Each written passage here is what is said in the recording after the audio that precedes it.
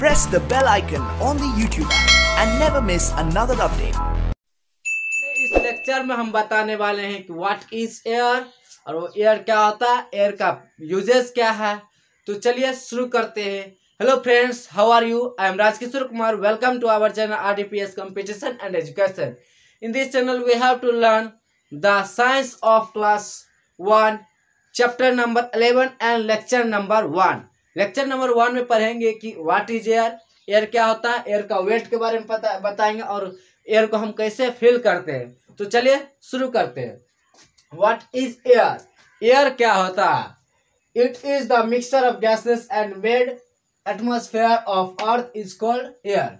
देखिए एयर क्या होता है कि मिक्सचर ऑफ गैसेस को हम एयर कहते हैं और एटमॉस्फेयर भी बनाता है। जैसे कहते हैं एटमॉस्फेयर क्या होता है, blanket of is called atmosphere.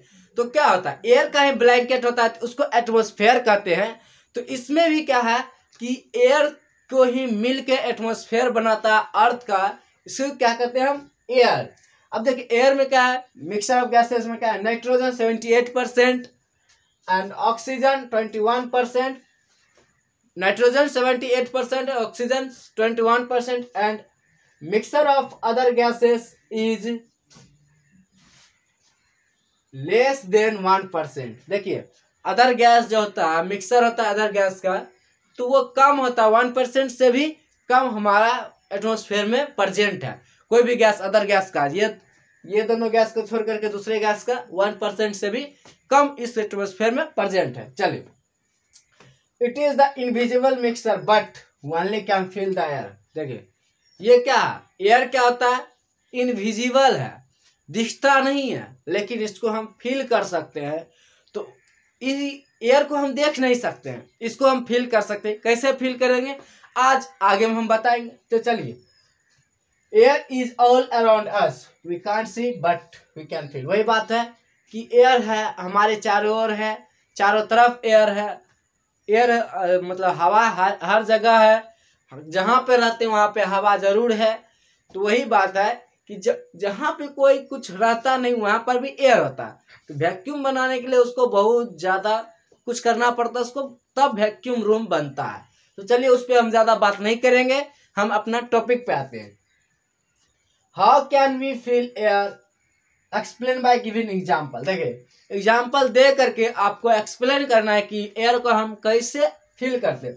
We can feel air when we sit under the fan. देखिए पंखा के नीचे हम बैठते हैं, जैसे पंखा चलता है, पंखा जब चलता है तो पंखा के नीचे हम बैठते हैं। जब पंखा के नीचे बैठते हैं तो उसमें एयर का क्या होता है कि एयर जैसे हवा लगते रहता है। तो क्या हम फील कर सकते हैं एयर है, लेकिन हम देख नहीं सकते कि हवा कितना हवा आ रहा है, कैसा है, लाल है, उजर है, कुछ भी है, तो हम देखते नहीं है। लेकिन हम महसूस करते हैं कि हवा हमको लग रहा है या ठंडी लग रही है, तो हवा की वजह से जो होता है वो लग रही है। अगर मान लीजिए किसी गर्मी के दिन में, आजकल तो ऐसा हो गया हर घर में फैन होगा, तो आप लोग खुद महसूस करते होंगे कि एयर हमारा ये पंखा से कैसे आता है, जब बिजली आती है तब आता है। तो उस पर ज्यादा बात नहीं कर रहे, तो हम यही बता रहे। We can feel air when we roll down the window of a car. देखिए चलती कार होता है, जब कार चलता है तो उस समय हम विंडोज होता है शीशा का लगा होता है, विंडो होता है, लगा हुआ विंडो होता है, उस विंडो को हम अगर नीचे करते तो हमको हवा लगने लगता है। वो हवा तो दिखता नहीं कि बाहर में ज्यादा हवा है, अभी बंद कर लो या लगा लो या खोल लो, तो हमको हवा लगने लगता है, लेकिन दिखता नहीं है कि हवा है या नहीं है। तो ये हम महसूस करते हैं, हमारा स्किन महसूस करता है कि ये हवा आ रहा है या फिर ये सही है या गलत है, सॉरी सही गलत नोट, ये हवा आ रहा है, अच्छा हवा या खराब हवा, तो हवा लेकिन आ रहा है। We can feel air when we do skiing on the snow. देखिए जब स्नो पर जो इसे चलता है वो जो स्कीइंग करता है, यानी हम उसको कह सकते हैं कि स्नो पर जब आप ड्राइव जो मारता है वो स्नो पर जो है वो स्पीड होता है, तो स्पीड की वजह से भी हवा महसूस होना लगता है। अभी भी हवा लग रहा है लेकिन धीरे है, हम लोग स्थिर है, तो स्थिर में उतना ज्यादा हवा का महसूस होता नहीं है कि हवा है या फिर नहीं है। लेकिन हवा तेज रहेगा तो, या फिर दोनों चीज देखिए, या एक आप तेज होइएगा तो हवा पर महसूस होगा, या तो हवा तेज होगा तो आपको हवा बहुत ज्यादा महसूस होगा। उससे पहले उतना ज्यादा महसूस होता नहीं, लेकिन हवा होता है। अगर बिना हवा का हम बिना सांस लिए हुए एक पल नहीं रह सकते हैं। इसके लिए हवा की बहुत जरूरी होती है। तो चलिए, हो गया। अब क्या है, air occupies space and has weight. देखिए, एयर जो है कुछ जगह छेकता है या फिर उसके पास वेट है, इसको हम एक्सप्लेन करने वाले हैं यही इसके बाद। Air occupy space and has weight to understand by an example. देखिए, कह रहा है कि एयर के पास, एयर जो है ऑक्यूपाई स्पेस यानी स्पेस को छेकता है, या तो इसके पास वेट है, इसको हम समझते हैं एग्जाम्पल के साथ। तो चलिए शुरू करते हैं। The air takes up the space inside the balloon. Slowly it becomes bigger and bigger in size. देखिए, जब हम एयर को बैलून के अंदर डालते हैं, कोई वस्तु लेके ही एग्जाम्पल करेंगे। जब एयर को हम बैलून के अंदर फूंकते हैं या फिर उसको डालते हैं कोई चीज के इंस्ट्रूमेंट से, या खुद का माउथ से भी एयर होता है, उससे हम डालते हैं, तो एयर स्लोली क्या होता है, बड़ा होते जाता, बड़ा होता, और उसका साइज बड़ा हो जाता है। वही कह रहा है कि एयर स्पेस छेकता कि अब ये समझिए, हो गया डिफाइन तो हो गया कि एयर स्पेस छेकता यानी वो बड़ा हो जाता। अब ये छोटा था, अब एयर उसमें डाले तो बड़ा हो गया, तो क्या स्पेस तो ऑक्यूपाई किया ना।